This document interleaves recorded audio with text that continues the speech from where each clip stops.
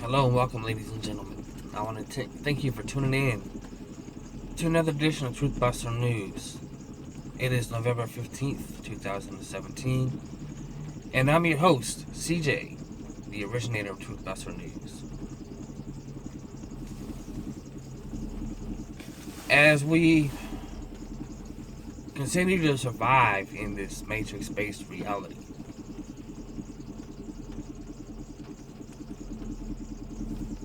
the unfolding of events continues to roll along.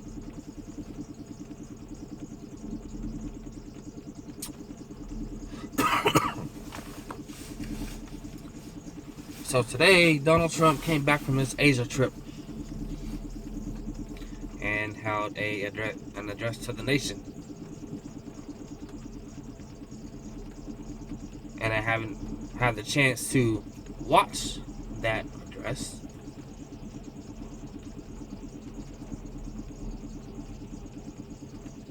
But I'm pretty sure that he discussed his dealings with the foreign leaders over in that region of the world, and the plans that he wants to set forth, and business partnerships he wants to set forth that will benefit both parties.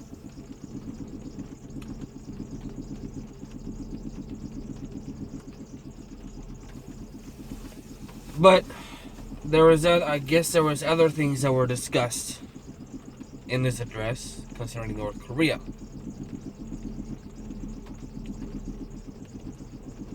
And how he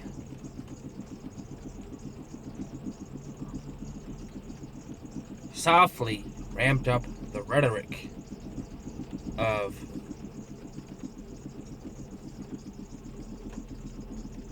action plans he has been preparing and putting in place against that nation if they do not subdue their nuclear program.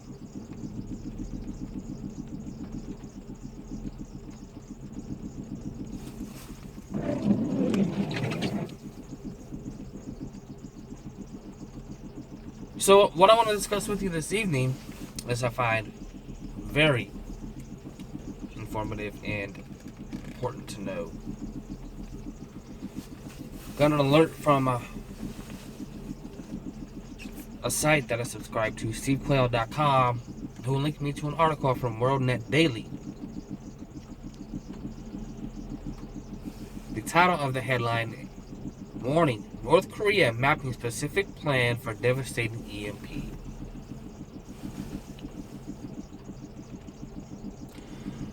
Only a few weeks after a team of experts warned Congress that the nation faces an existential threat from North Korea from a possible electromagnetic pulse attack, a new report says that the rogue nation is mapping a specific plan.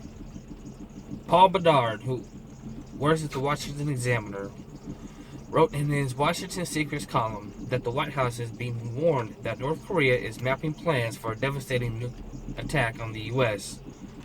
with an atmospheric nuclear explosion that would disable the nation's electric grid, potentially leading to the deaths of virtually all impacted.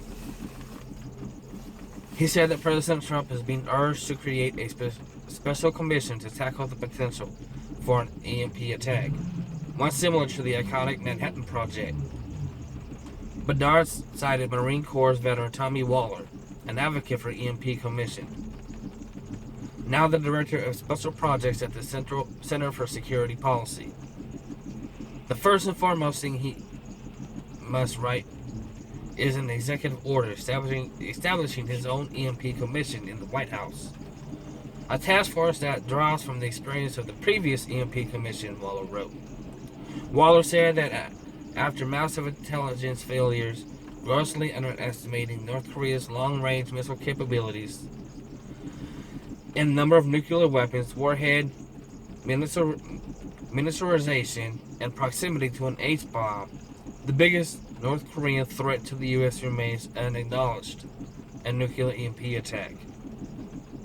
North Korea confirmed the EMP Commission's assessment by testing an H-bomb that could make a devastating EMP attack in its official public statement.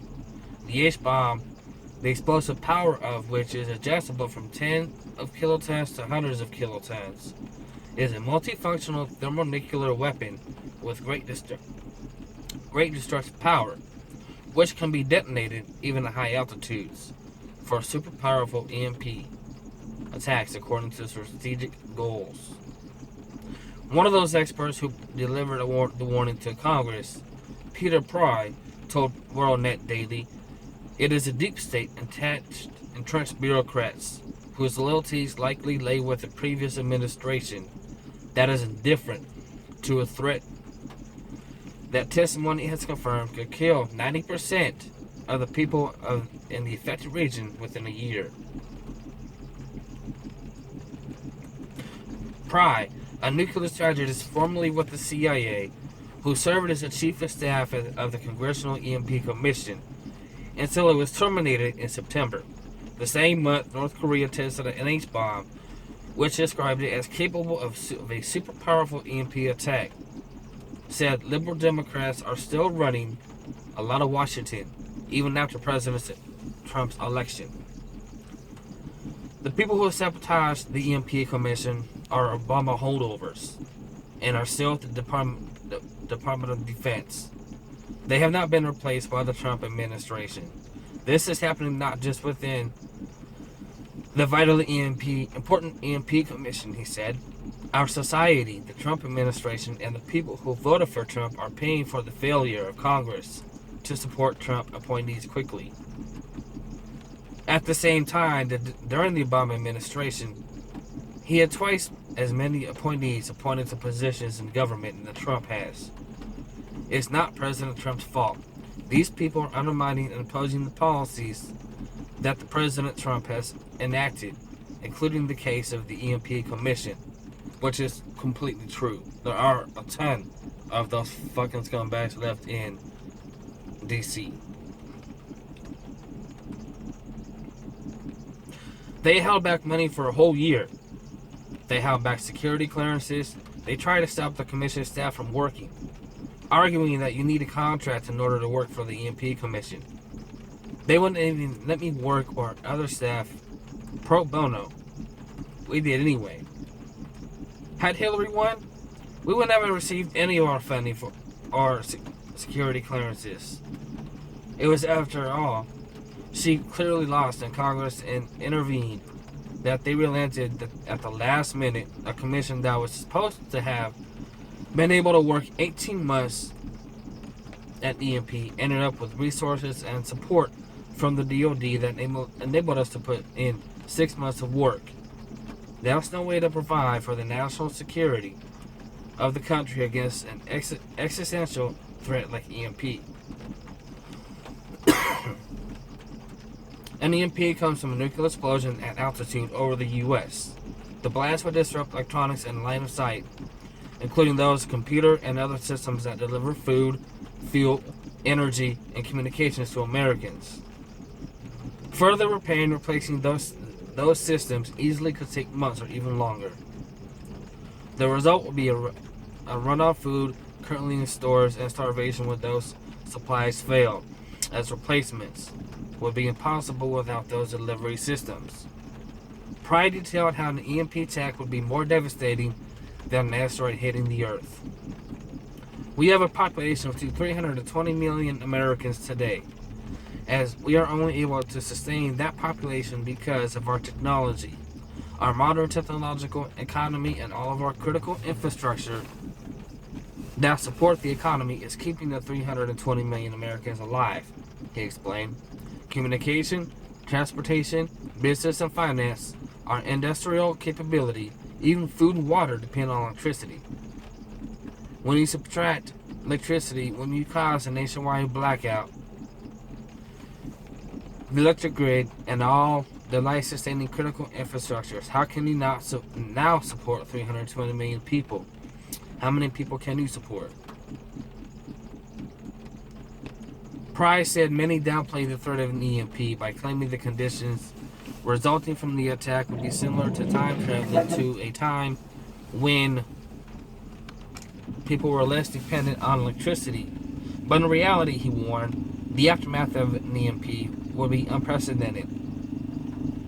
An unprecedented environmental catastrophe. There will be a ripple effect of the problem too. Gasoline pipelines are going to blow up. You'll have firestorms in cities from exploding gas pipelines, chemical spills, toxic clouds of industrial accidents, where fire breaks out because of failure of safety systems, he said. This huge chemistry that is our society isn't just going to sit there and black out. In many cases, it is going to detonate and basically turn into bombs. In 7 days, nuclear reactors will go Fukushima everywhere and spread radioactivity. Jeffrey Yago, a licensed engineer and certified energy professional, says the danger of an EMP attack is very real.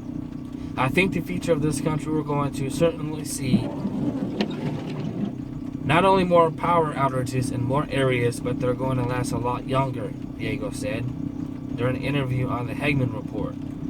I'm not talking about a 2-day outage caused by a storm or a week-long outage caused by something like a Hurricane Sandy or Katrina, but we're talking potentially these problems could impact major parts of the U.S. states for months, not days.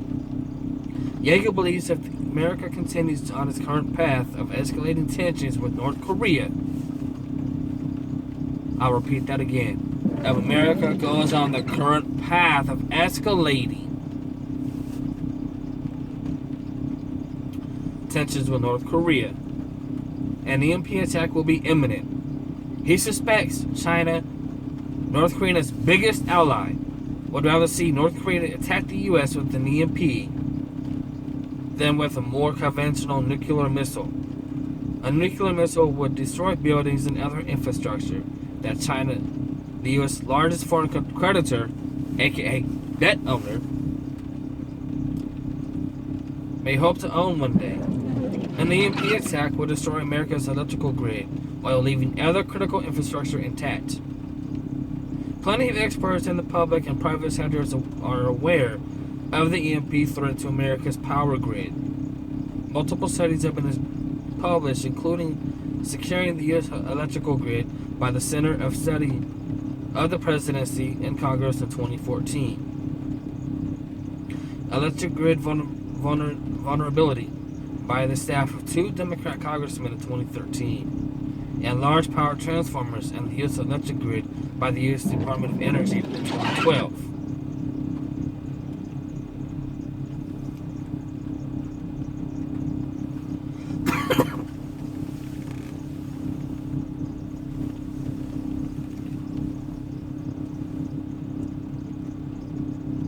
So whoever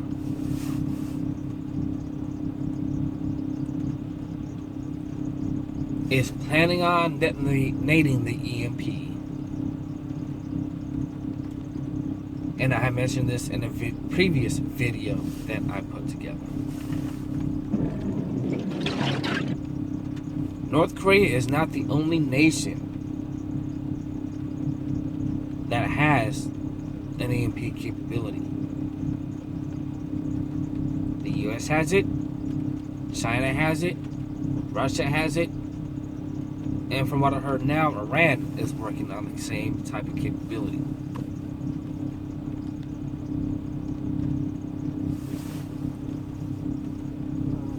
Now, whether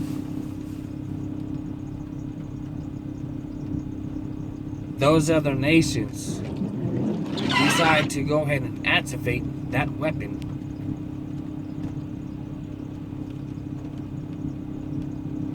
it relies on their shoulders. But 2 suspected nations would, and that would be North Korea and the U.S.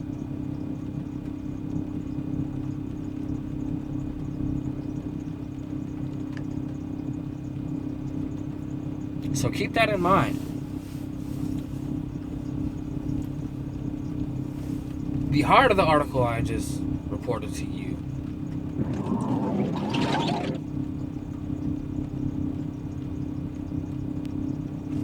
They didn't put a specific map in the article, but you can connect the dots together that when this thing does go off, whether it is detonated by nuclear or an H-bomb or just a flat-out EMP, the target of choice is the power grid. And that would decimate and devastate this country to such a degree that many Americans will not know what to do, except for one option. They'll go to a FEMA camp, and those have already been well established and fully operational, as in the result of the past few geoengineered hurricanes we have experienced in this nation. The one in Florida, the one in Texas, and also the one in Puerto Rico.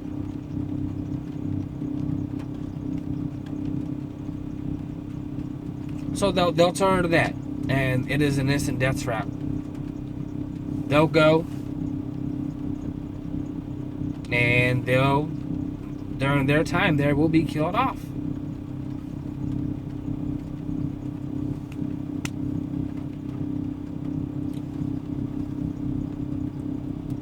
It also mentioned what I have said in previous videos of how much we rely on technology to keep our butts alive.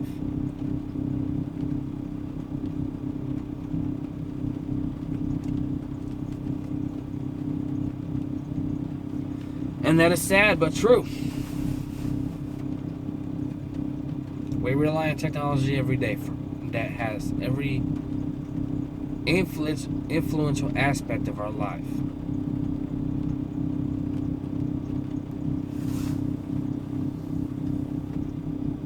What should have been preferably done years ago, and even to this day and age, but set up a sustainable off-the-grid infrastructure. The article mentioned that the power grid is reliant for all your necessities, water included. Now, many years ago, Americans drew water from wells in the ground. That would be crucial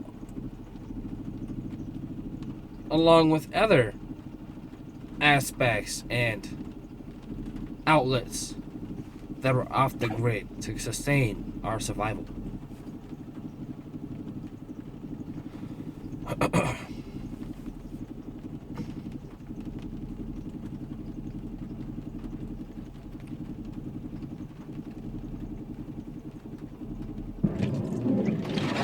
This is the most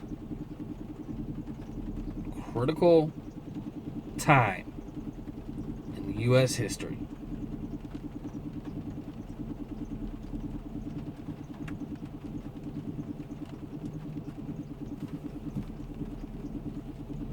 Never in a time before, until this day, this age, has the majority of American citizens not accepted a president.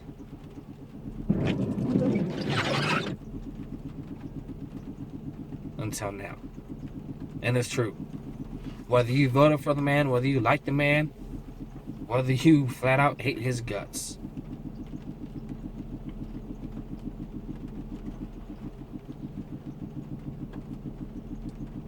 He seems to be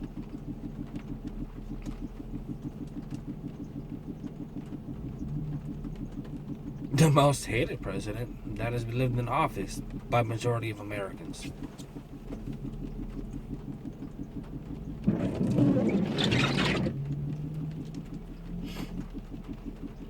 And that's clearly evident because the Obama appointees are still in the D.C. area and D.C. White House, prohibiting from him doing his job.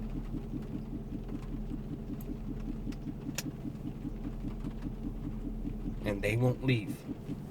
They can't seem to get him out.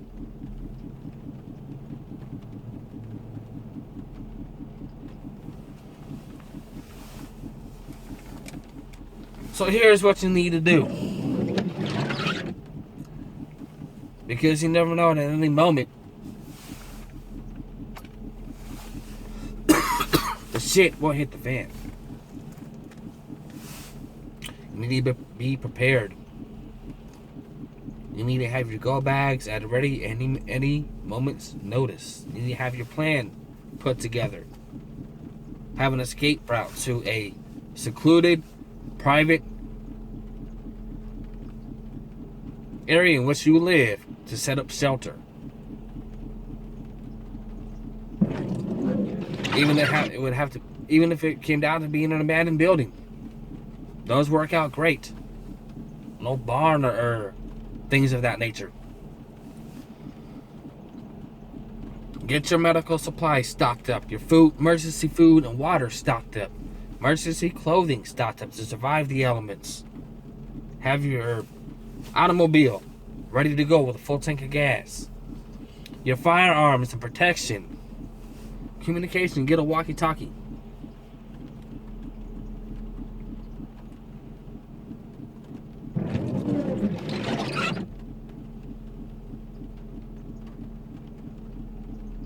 And prepare.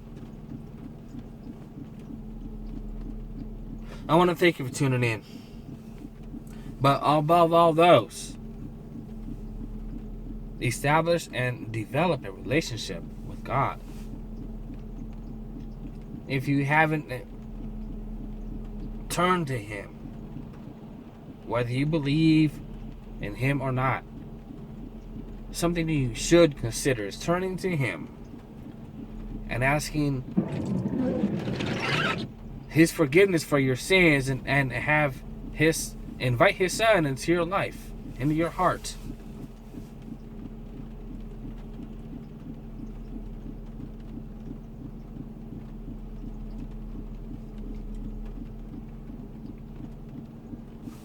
And that is vital and that is key. So again, I want to say thank you for tuning in and taking time out of your busy life to listen to the evidence and truth that I'm bringing forth to you. God bless, be safe, and survive another day in the Matrix-based reality.